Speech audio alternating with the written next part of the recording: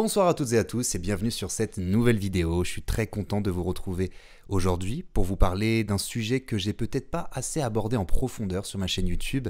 Il s'agit de l'estime de soi. Alors c'est vrai que j'ai déjà parlé à plusieurs reprises d'estime de soi, j'ai surtout parlé de confiance en soi à différents moments de ma chaîne YouTube, à différentes vidéos que je vous ai partagées. Mais finalement c'est pas exactement la même chose, l'estime et la confiance en soi, c'est ce qu'on va pouvoir découvrir au travers de cette vidéo. Mais une première chose avant de commencer, c'est que ce qui a été intéressant pour moi au cours de l'année qui vient de se passer, donc 2021, ça dépend à quel moment vous allez regarder cette vidéo, ça a été une année pour moi où la vie m'a proposé différents types d'épreuves, m'a inculqué différents types de leçons qui m'ont permis justement peut-être de reconceptualiser un petit peu la façon dont je percevais ce qu'était l'estime de soi. Donc finalement ça a été une année pour moi où j'ai pu entre autres gagner en estime, même si j'avais un bon niveau d'estime de moi, je l'ai encore perçu différemment, ce qui me permet peut-être d'en parler un petit peu mieux et de peut-être simplement accompagner de la meilleure des manières les personnes que j'accompagne à bâtir une solide estime de soi. C'est d'ailleurs pour ça, je vous le dis tout de suite, que j'ai pu terminer ma formation en ligne sur l'estime de soi qui s'appelle donc Bâtir une solide estime de soi, qui est déjà disponible avec une petite promotion de lancement. Vous allez pouvoir découvrir ça en description, mais ça je vous en parle à la fin de cette vidéo. Dans un premier temps, on va s'intéresser à qu'est-ce que l'estime de soi et comment faire pour pouvoir bâtir une solide estime de soi, on va dire assez rapidement et avec des exercices qui sont applicables par tous. Alors dans un premier temps, je voulais revenir sur la différence entre estime de soi et confiance en soi. L'estime de soi, c'est en vérité la valeur que vous allez vous accorder à vous-même. C'est la façon dont vous vous estimez. Quand on parle d'estimation, on parle très souvent de valeur. Alors que la confiance en soi, c'est plus l'expérience qu'on a pu avoir dans un domaine qui nous a donné une certaine confiance, une certaine assurance en nos compétences, notamment dans ce même domaine. Donc en fait, finalement, la confiance en soi, elle va très souvent être liée au savoir-faire, mais l'estime de soi, elle va plus être liée au savoir-être, si vous voulez. Même si dans la confiance en soi, il va y avoir aussi le savoir-être. Finalement, confiance en soi, ce serait les deux. Ce serait savoir-être, savoir-faire, alors qu'estime de soi, c'est principalement le savoir-être. Et ce savoir-être, il peut se décliner en différents types de choses. Comme je vous ai dit, premièrement, c'est une estimation que vous allez vous faire de vous-même, la façon dont vous vous estimez. Ce qui est intéressant avec l'estimation, c'est que c'est quelque chose qui évolue au cours du temps, qui peut monter et qui peut descendre. Peut-être qu'à différents moments de votre vie, vous vous êtes hautement estimé et qu'à d'autres moments, que ce soit plus tôt ou plus tard, vous aviez une estime de vous qui était plus basse. Et en vérité, c'est normal puisque c'est quelque chose qui est fluctuant en fonction des différents événements qu'on va percevoir et qu'on va expérimenter dans notre réalité. Pour faire simple, je vais vous donner un exemple. Peut-être une voiture, par exemple, qui date de plus de 50 ans, lorsqu'elle est sortie et qu'elle était neuve, elle avait peut-être une haute valeur, si vous voulez, parce qu'elle était neuve, que c'était quelque chose de moderne qui venait d'être créé, etc. Peut-être au cours du temps, sa valeur progressivement a baissé, a diminué, parce qu'il y a eu des modèles plus récents, plus modernes, plus finis, j'ai envie de dire, peut-être plus performants. Et donc au fur et à mesure, sa valeur a baissé. Mais peut-être qu'avec le temps, encore un peu plus tard, cet objet va devenir un objet de collection et sa valeur va encore monter. Peut-être même qu'elle va dépasser la valeur qu'elle avait à son prix d'origine lorsqu'elle est sortie et lorsque c'était un produit innovant. Donc en fait, l'estimation qu'on peut se faire de soi-même, c'est quelque chose de fluctuant qui peut évoluer à différents types de moments.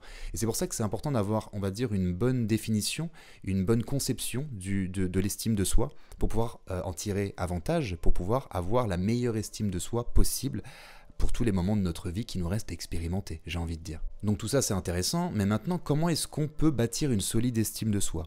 Eh bien en fait ça va se baser sur plusieurs critères, il y a différents types de paramètres qui vont définir la façon dont vous estimez vous-même. Premièrement, la connaissance de soi, la façon dont vous vous connaissez vous-même, la façon dont vous regardez un petit peu dans votre rétroviseur, quand vous regardez dans votre passé. Comment est-ce que vous avez perçu tous les événements que vous avez expérimentés jusqu'à maintenant ? Donc ça va être aussi une question de perception des événements. Est-ce que vous êtes capable de modifier la perception que vous avez eue d'un événement passé ? Je vous donne un exemple, peut-être que vous avez expérimenté quelque chose à une certaine époque, vous en avez eu une certaine perception, puisque vous aviez un certain point de vue, un certain angle de vue en fonction de cette expérience.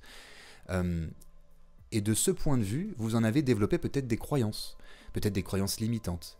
Et ce qui va être intéressant, ça va être de pouvoir vous connaître assez vous-même, de pouvoir vous replonger assez dans votre histoire passée, pour pouvoir observer qu'est-ce qui n'a peut-être pas été bon en termes de perception, qui vous a peut-être inculqué des croyances qui étaient limitantes, et qui du coup aujourd'hui peut-être vous limitent à avoir une bonne estime de vous-même. Donc ça va être votre capacité à pouvoir modifier vos perceptions de votre passé. Ça peut être également la façon dont vous avez perçu les échecs peut-être dans votre passé. Est-ce que vous avez pris ça comme quelque chose de dramatique ? Est-ce que les échecs vous ont fait complètement arrêter un domaine dans lequel vous étiez peut-être passionné ou dans lequel vous vous intéressez simplement, dans lequel vous étiez simplement curieux ? Ou est-ce qu'au contraire vous êtes servi des échecs pour apprendre et pour vous relever et pour aller beaucoup plus loin ? Moi j'ai tendance à penser qu'on évolue beaucoup plus à travers les échecs qu'à travers les victoires.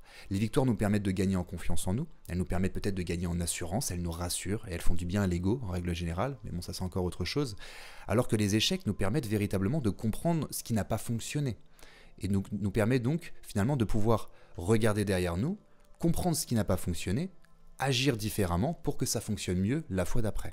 Donc la connaissance de soi, elle va être essentielle. Également la connaissance que vous avez peut-être de votre enfance, parce que bien évidemment ça a été déterminé, le rapport à l'amour qu'on vous a inculqué, le rapport peut-être social qu'on vous a expliqué, comment est-ce qu'on vous a défini un petit peu le monde dans lequel vous vivez, etc., etc. Donc la connaissance de soi, elle va être essentielle, il va falloir savoir vous connaître, connaître vos valeurs, connaître vos anti-valeurs, connaître vos passions, connaître vos compétences, vos talents, les choses dans lesquelles peut-être vous êtes moins bon, etc., etc. Tout ça va vous permettre finalement d'avoir une image de vous-même qui va être beaucoup plus objective sur un instant T et vous permettre du coup de vous mettre dans les meilleures dispositions pour pouvoir gonfler votre valeur personnelle dans votre réalité. Ensuite, il va y avoir l'amour de soi. Et ça, j'ai envie de dire, c'est peut-être le pilier essentiel de l'estime de soi. Finalement, pour s'estimer soi-même, il va falloir s'offrir de l'amour. Il va falloir s'aimer soi-même. Donc, bien évidemment, notre vision de l'amour, notre perception de ce concept presque, de ce qu'est l'amour, va être essentielle. Comment est-ce qu'on voit ça? Est-ce qu'on voit ça comme quelque chose de dangereux? Est-ce qu'on voit ça comme quelque chose de prétentieux? Etc., etc. Ou est-ce qu'au contraire, on a l'impression que la vie entière est teintée d'amour, que toutes les émotions finalement ne sont qu'une couleur de l'amour, et là peut-être qu'on rentre dans une autre dynamique, dans une autre philosophie de ce qu'est l'amour. Et peut-être que du coup on peut s'autoriser à s'aimer différemment.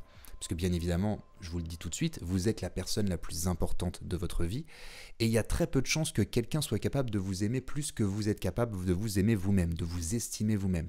Bon, peut-être sauf votre mère, mais là c'est encore autre chose puisqu'elle vous a porté, etc. Il y a un concept un peu d'amour inconditionnel, on va dire, qui va se créer. Donc ça c'est encore autre chose. Mais en tout cas, il n'en va pas moins que vous êtes la personne la plus importante de votre vie. Et qu'en vous accordant une certaine forme de dose d'amour au quotidien, dans votre façon de dialoguer avec vous-même, donc dans votre façon de penser, dans votre façon de vous comporter avec vous-même, dans votre façon de consommer, et que c'est également ce qu'il peut y avoir à l'extérieur, donc ça peut être les consommations en termes de nourriture, donc la façon dont vous allez traiter votre corps physique aussi, la façon dont vous allez consommer les informations, qu'est-ce que vous regardez, est-ce que vous regardez beaucoup la télévision, est-ce que vous regardez des séries, etc. Est-ce que toutes ces choses-là polluent votre esprit et ont tendance peut-être à vous enfermer dans des choses qui ne sont pas forcément bonnes pour votre estime de vous, ou au contraire, est-ce que ce que vous consommez vous permet de vous sentir vous élever, vous permet de sentir que vous apprenez, que vous grandissez? Également toutes les consommations qui vont être sociales. Est-ce que les personnes qui vous entourent sont des personnes qui vous rabaissent ou est-ce que c'est plutôt des personnes qui vous encouragent à suivre vos rêves, à suivre vos passions, à travailler pour, etc., etc. Donc en fait, l'amour de soi, ça va être véritablement essentiel. Ça va commencer par notre vision de l'amour, notre rapport à l'amour et ensuite la façon dont on va s'aimer soi-même à travers tout ce que l'on va pouvoir consommer, entre autres. Ensuite, le troisième gros pilier de l'estime de soi, ça va être l'image de soi, la façon dont on se perçoit soi-même. Alors la façon dont on se perçoit soi-même, elle va très souvent être liée également à la façon dont l'on perçoit le monde, c'est-à-dire quelle est la représentation que je me fais de ce monde dans lequel je vis actuel. En programmation neurolinguistique, on parle très souvent de carte du monde. Et en fait, c'est véritablement la perception que je vais avoir de ce monde dans lequel je vis. Il est très probable d'ailleurs que nous avons tous une perception qui est totalement différente de ce monde. Donc vu qu'on est un peu plus de 7 milliards, il y a probablement 7 milliards de visions de ce monde. Et c'est très bien comme ça parce que ça fait que vous êtes quelqu'un d'unique. Et cette capacité justement à comprendre que vous êtes quelqu'un d'unique va peut-être vous permettre de développer justement votre authenticité. Donc cette chose qui fait que vous êtes unique, qu'il n'y a que vous peut-être qui peut développer les choses avec votre propre façon à vous de les développer ou de les créer. Ok ? Donc forcément, dans cette capacité à percevoir son authenticité, il va y avoir également tout ce qui va être regard des autres. Donc quel est l'impact du regard des autres dans votre vie? Comment est-ce que vous savez vous protéger peut-être des influences ou des suggestions qui viennent de l'extérieur pour ne pas justement que votre estime de vous baisse en fonction des choses qu'on peut vous suggérer à l'extérieur?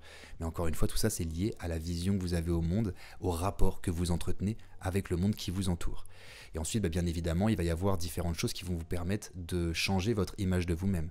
L'image que vous aviez de vous il y a un an n'est peut-être pas la même que vous avez aujourd'hui, ne sera peut-être pas la même que ce que vous allez avoir dans un an. Ok ? Parce que vous évoluez à chaque fois, vous avez des nouvelles expériences et vous avez en plus cette capacité à pouvoir changer vos perceptions de toutes ces expériences. Donc finalement, l'image de vous, c'est qu'une représentation que vous faites. C'est cette espèce en fait de conception virtuelle que vous faites de vous-même. Donc ce n'est qu'une image. Donc cette image, elle peut être conceptualisée différemment. Mais ça va être beaucoup plus simple de conceptualiser notre propre image différemment si on a travaillé sur notre connaissance de soi et sur notre amour de soi. Là, on va pouvoir commencer à changer à travers des outils, entre autres, notre image de nous-mêmes pour allier ces trois, on va dire, grands piliers pour pouvoir bâtir une solide estime de soi. Parce que forcément, mieux on se connaît, mieux on sait percevoir finalement nos propres qualités, ce qui fait nous peut-être quelqu'un d'unique, quelqu'un d'exceptionnel, quelqu'un comme... Est-ce qu'on peut se percevoir par exemple comme une opportunité? Est-ce qu'on est capable de s'aimer soi-même, donc de bien se traiter, de consommer des choses qui sont bonnes pour nous, d'avoir des bonnes pensées évolutives? Est-ce qu'on est capable d'avoir une image de nous-mêmes qui est évolutive? Toutes ces choses-là vont progressivement, à travers les expériences que l'on va expérimenter, de gonfler notre valeur personnelle, la façon dont on s'estime soi-même. Et forcément, quand vous allez vous estimer à haute valeur, l'extérieur va également vous percevoir de cette même manière. Puisque de toute façon, vous êtes forcément liés, votre monde intérieur est lié au monde extérieur. La façon dont vous vous percevez vous-même va très probablement définir la façon dont les autres vont vous percevoir. Pas à 100%, mais en tout cas, ça va en faire partie. On dit très souvent de toute façon que tout part de l'intérieur et que l'extérieur n'est que le reflet de notre monde intérieur. Donc pour pouvoir, on va dire, se sentir grandir, avant même de développer, j'ai envie de dire, sa confiance en soi dans différents types de domaines, je pense qu'il est véritablement essentiel de faire un travail sur l'estime de soi, de pouvoir travailler sur soi-même, mais tout ça part d'abord de l'intérieur. Et c'est entre autres ce que je vous propose dans cette nouvelle formation du coup que je viens de créer, que j'ai décidé d'appeler Bâtir une solide estime de soi. Ça sera du coup une formation qui va se faire en 4 parties, donc assez logiquement, comme ce que je viens de vous expliquer. La première partie, ça va être sur la connaissance de soi, il va y avoir 3 vidéos. Deuxième partie sur l'amour de soi, 3 vidéos également. Troisième partie sur l'image de soi, 3 vidéos également. Et enfin la 4e partie sur la confiance en soi, où là du coup on lie estime et confiance en soi. On comprend les différences de ces deux concepts, mais également ce qui les lie, pour qu'on puisse du coup, à travers une solide estime de soi, commencer à développer une haute confiance en soi dans les domaines de savoir-faire qui nous intéressent. Et cette partie du coup elle est composée de 3 vidéos, plus de 2 séances d'hypnose, une sur l'estime de soi et une sur la confiance en soi, avant de vous partager quelques bonus YouTube, certaines vidéos qui sont déjà présentes sur ma chaîne en accès libre pour tous de toute façon. Donc voilà, donc cette formation est disponible, vous pouvez tout de suite la retrouver en description, vous avez le lien qui est disponible. Donc en tout cas, je souhaite une excellente formation à ceux et celles qui y participeront. N'hésitez pas à me poser toutes vos questions, bien évidemment, je reste toujours à disposition pendant vos périodes de formation. Je suis là pour ça, de toute façon, je vous laisse pas simplement à l'air libre avec les informations que je vous partage. Je suis là également pour répondre à vos questions si vous avez besoin. En tout cas, j'espère que cette vidéo vous a plu.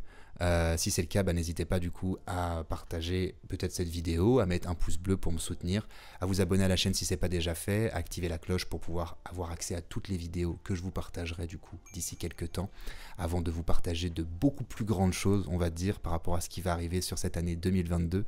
Et comme cette vidéo est la première de l'année, j'ai envie de vous dire simplement bonne année à tous. J'espère que cette année sera riche en belles émotions, sera riche en apprentissage, sera plus légère, j'ai envie de dire, peut-être que 2021 ou que 2020, parce que je me doute que la plupart d'entre nous, on a vécu quand même des expériences un petit peu particulières.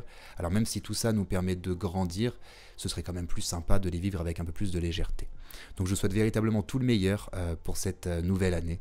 Et puis quant à moi, je vous retrouve très vite, soit sur la formation en ligne pour ceux et celles qui vont nous rejoindre, soit du coup sur une prochaine vidéo YouTube. Donc je vous dis à très vite et prenez bien soin de vous. Et ciao!